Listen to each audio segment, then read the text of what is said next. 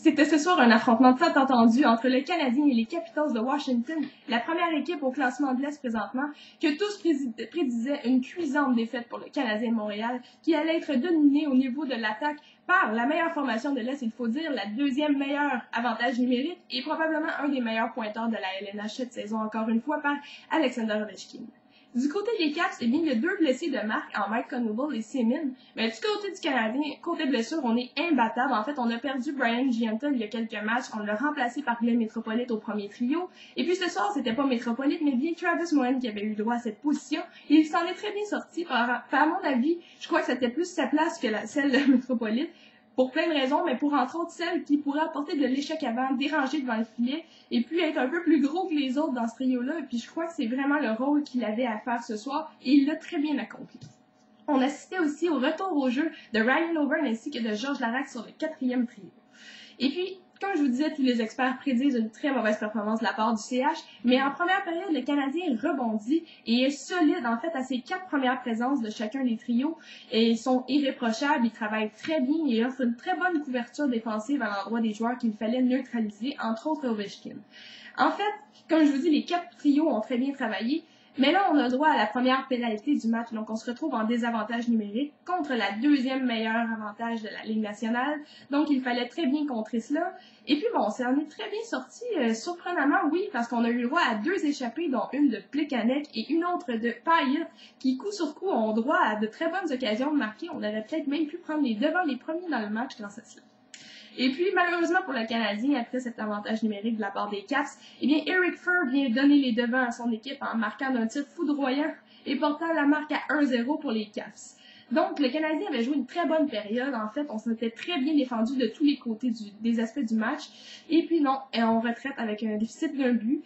Mais en fin de première période, on a droit à tout un combat entre Erskine et Laraque. Laraque qui en mange toute une. Et pour une première fois dans ma vie, je crois que je le vois tomber au sol aussi rapidement.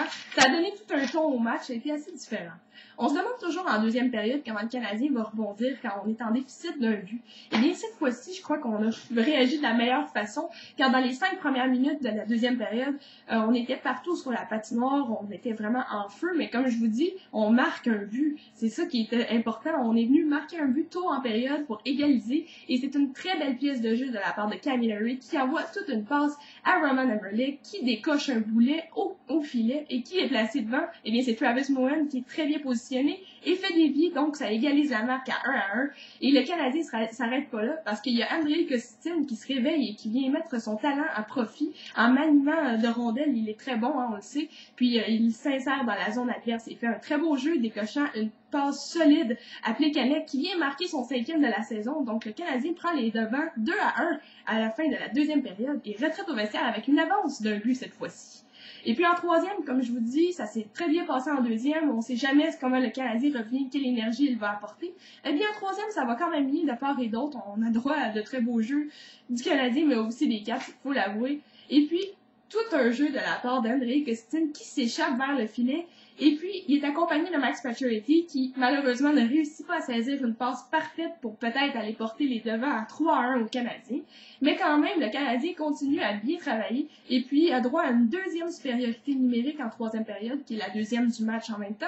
Et puis, il y a quelqu'un qui vient en profiter parce que pour une fois, on peut marquer en supériorité. Et bien, Paul Maurer vient recevoir une passe du revers assez difficile à recevoir, il faut l'avouer. Et puis l'envoi sur le bâton de Camilleri qui vient marquer d'un tir foudroyant son 9e de la saison, portant la marque à 3-1 pour le Canadien. Eh bien, vous savez, Tomáš Plekanec est surutilisé ces temps-ci. Il est probablement le meilleur joueur de la formation du tricolore. Quand même, hein, oui, il fait tout, il est partout. Mais cette fois-ci, il a effectué une très mauvaise couverture défensive à l'endroit de Morrison qui trouve assez d'espace pour venir déjouer Carey Price et resserrer l'écart à un seul but. En fait, c'est 3-2 pour Montréal, alors qu'il reste que 2 minutes de jeu à faire. Alors, c'est quand même assez stressant. Tout le monde est debout, la foule est debout et je suis debout, je crie. Alors, on était tous très stressés à savoir si le Canadien pouvait peut-être aller chercher ce match en temps réglementaire. Et encore pire, quelques instants plus tard, eh bien, c'est Maxime Lapierre qui vient placer son équipe dans l'eau chaude en écopant d'une pénalité pour avoir accroché Fleischmann. C'était pas une très bonne pénalité de sa part car le Canadien passe les 2 dernières minutes de la troisième période en désavantage numérique. Eh bien, il s'accroche malgré tout, oui, et vient conserver sa marque à 3-2. Et puis le Canadien remporte une troisième victoire en temps réglementaire seulement cette saison. Et heureusement, on retourne au Centre Bell demain pour y affronter les Red Wings de Détroit. Alors, il fallait offrir toute une performance pour être en confiance demain au Centre Bell. Et je crois que c'est un bon départ. Alors, je vous laisse sur une question. Oui, je voudrais savoir, pour le mois de décembre, vous savez qu'on a de très grosses équipes à affronter. Et puis enfin, je crois qu'on a pu déceler qui serait notre gardien numéro 1. J'aimerais savoir, croyez-vous que Carey Price sera le gardien partant tout le mois de décembre? On vit ou on meurt avec Price? Alors, je vous laisse là-dessus. On se revoit demain contre les Red Wings.